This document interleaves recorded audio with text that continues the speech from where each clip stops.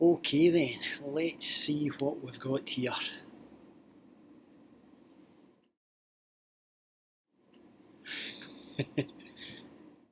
Hi, Richard. My name is Tony. It's nice to speak with you. Hi there, Tony. Yes, it's very nice to meet you too. I am the robot from your publishers at Amazon, and I am here to interview you. Would that be okay? Okay, I understand. Yes, that will be absolutely fine. Great. Let's get started. Yes, please. Fire away. First question. How does it feel to have your first novel published? Aha, yes, great question. There's a whole range of emotions. Pleased, satisfied, excited about it all. Really nice to see the book, touch the book, speak to people about it. So loads of things going on. But to be honest, the biggest thing, the biggest feeling, the biggest emotion is relief. Total relief. Getting the novel out is something that I've been struggling with for years. Being able to do a children's book earlier on seemed to be, I don't know, simpler, more fun, call it what you will. But the novel was a hefty piece. I was going back and forth with it so many times. And there was even a lot of stuff going on in personal life that ends up stalling the project, stalling the writing. So to finally get there, to get it over the line, and to get it out of my system, if you like, is a high emotion of relief. And what have the reactions to the book been like? The reactions, yes, they've been fantastic. Actually, it's been very nice, very surprising. Actually, in some ways, lots of great feedback and comments, and people coming back to me. Lots of great reviews. Some that the publisher has passed on. I don't. I've decided not to read them myself. That's something I decided a long time ago when I started writing. But every now and again, the publisher will, pick and choose reviews that they've received, through the media, through Amazon, through other booksellers, and then just, pass that on as a nice wee feedback to me. So that's been great. Another thing actually has been quite surprising for me is when you do write and you've got the whole book in your head and the idea and what you're trying to achieve, you also sometimes, even though you fight against it, you also sometimes try and picture the reader, the end reader. Who is it that would relate to this? Who would like this? Who would connect with this? And that's been surprising with the novel, because every now and again someone will get in touch with me, say that they've read the book, and say that they enjoyed the book, and talk about very specific parts that they really connected with. And I would look at that person, and then, from what I know of them, if it is someone that I've kind of got a connection with, and I would go away thinking, wow, I would never have guessed them. I would never have guessed, them having that connection. Not a judgment for them or for the book itself, but for whatever reason, I couldn't put those two, that reader and that novel, together. So that's been really surprising and very encouraging. It shows that you should, I suppose, never try and preempt what you're doing, never try and think ahead or plan ahead too much on what the results will be. Just do your work, get the thing out there, and then see whatever the feedback will be. So that's been nice. Do you think you'll ever write another novel again? Good question. The cliche is never say never, but if you're asking me right now, and you are, Tony, I would say no way. That's just because of the work involved and the tension and the friction and just struggling with the content and the paragraphs and what you're trying to put together. It's a very, very different thing, writing a novel. That's something I've been surprised by, and not something I want to rush back to. But in fact, something I do want to rush back to is back to writing the kids' books. There's been lots of ideas that I've been bubbling with, and the novel was something that was getting in the road of that a little bit. So to get that out of the road now, And now to turn my focus and my attention back to the children's books and back to the projects that we want to get out there, that's exciting, and that's exactly what I'm going to be focusing on just now. Your first children's book was called The Listeners. So will the next one be similar? The Listeners, yes, that's correct. No, this is going to be completely different. This is actually going to be a book series. It's a whole series of children's books, which I'm really excited about.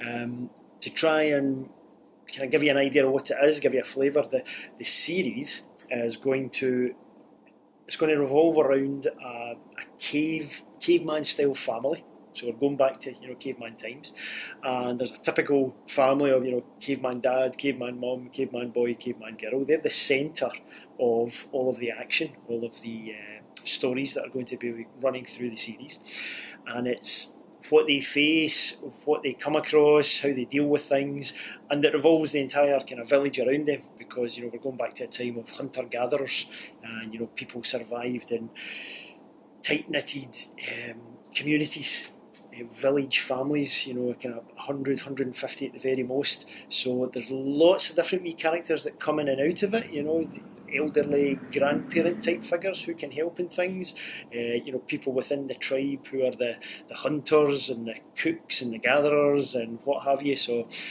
that's what this is going to be revolving around. So it's very, very different.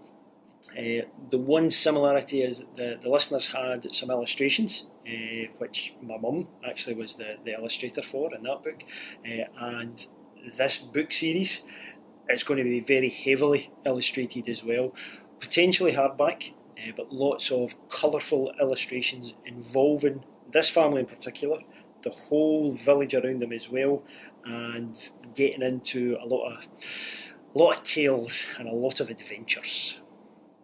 Is it true that the readers can win the chance to actually name the cave family?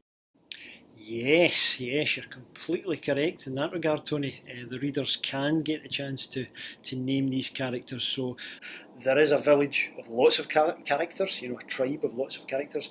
But yes, that core family, the mum, dad, boy, girl, we're looking for ideas. It's kind of like a competition, but the prize is that the reader who picks the name or suggests a name that we end up picking for the characters, they'll get their name actually printed in the book as a credit to them. So that'll be quite nice for them to see themselves listed in the credits. So yes, that's something we're doing, and we're going to pull in suggestions and ideas from as many readers as possible, and then we're going to sit down and choose the ones that we think are the best.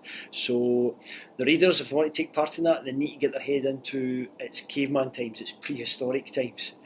Caveman dad, caveman mum, caveman boy, caveman girl.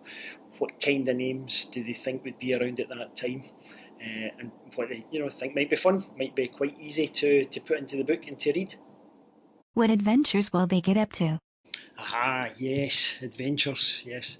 Lots, and that's why it's a book series. So lots of different individual books, and they will revolve around the adventure for that book. What's going to come across their lives as they move about as a tribe or as they try and interact with each other. And some of them are funny. A lot of them are mischief that the young boy and girl cause as kids can. So it's good fun there. That's going to be fun and exciting to read about. They get into a lot of mischief and drama that they have to work through, and there's some kind of heavy subjects and some things that they're looking for help with, and they've got challenges to face, and they also revolve around different connections. So some of them with the mum and dad, but sometimes the stories, the adventure will be the kids tying into the other people in the village, in the tribe, older people, different people that they come across or are related to. So lots of different things that I'm not going to tell you specifically about, but if you can imagine a family and young kids and a tribe and caveman times, put that all together and you've got a lot of fun and a lot of mischief. And there's a lot of topics and themes that they're going to connect with as well. And what topics will the cave kids learn about? Topics. Great question, Tony. So in the Listeners, it was a collection of 4 little stories on the surface, but each story did revolve around something very real in real life. And that was the biggest feedback that we got from the listeners. Parents, kids themselves, other relatives, they were feeding back how it was great that they could use the story. That's what it looks like on the surface, just a nice fun story that you can read along with your kids and have some fun with. But within that story, there was a topic that they could learn from, talk about with each other, and a lot of them did come back and say it was a great a great support mechanism, because there were big topics like bullying and bereavement when someone in the family passes away. There was a whole host of things, and because of that, because we kept getting asked and kept getting the feedback from readers, that's something we've decided to put into this series of books. So we're using that cave family, we're using that cave tribe, and we are using fun stories and fun adventures, but they will also tie in and connect with a topic, a theme, something we can learn from or share ideas from or get different perspectives from. And, it could be things like, we've got a whole list of ideas we're going to run through anyway, such as, health. What's some ideas about health with food and cooking and stuff like that kids could learn from? Strength, power, being healthy, money, that kind of stuff. Learning things as they grow up, how to connect, how to form relationships and communicate properly, whether that's the kids to the parents, parents to the kids, or from the kids to their other families, other friends, other connections within the tribe. Again, some of the big meaty things like death and bullying and stuff that you have to deal with, but lots of fun topics as well.